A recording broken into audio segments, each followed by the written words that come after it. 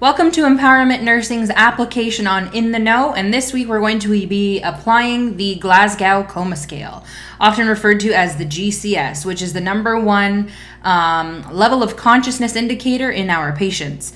So the question is as follows. The nurse is assessing the level of consciousness in an unresponsive patient with a head injury who has come into the emergency department. Using the Glasgow Coma Scale, the nurse assesses that the patient responds with sounds that are not understandable, opens their eyes only as a response to pain, and has abnormal extension of the extremities. What should the nurse do? So in order to come to the correct answer in terms of this question, in terms of what should the nurse do, you have to first be able to score that patient given the scenario in the question. So if you didn't tune in to our Facebook Live earlier on this week, we're just going to refer to that table now that helps you simplify down that memorization. So as you can see here, we have the Glasgow Coma Scale. The Glasgow Coma Scale, eye response, verbal response, and motor response. 4 possible points in the eye response, 5 possible points for the verbal response, and 6 possible points for the motor response of the patient. We're going to take the stem of our question and apply it so we can get a score on our patient. The very first thing it says is that the patient is making sounds that are not understandable. So if we look at our verbal response, we're looking right here at sounds, right?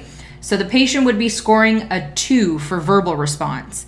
Then we have that they only open their eyes as a response to pain. So if we look at the eye response, then we're scoring a 2 here. So we have a total of 4 thus far. And the very last part we have is abnormal extension of the extremities.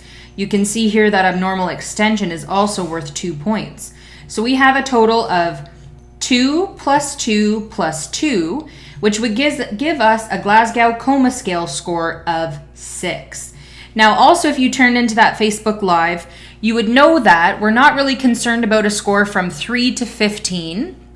We are watching kind of scores between 9 and 12, worried and watching, we like to say.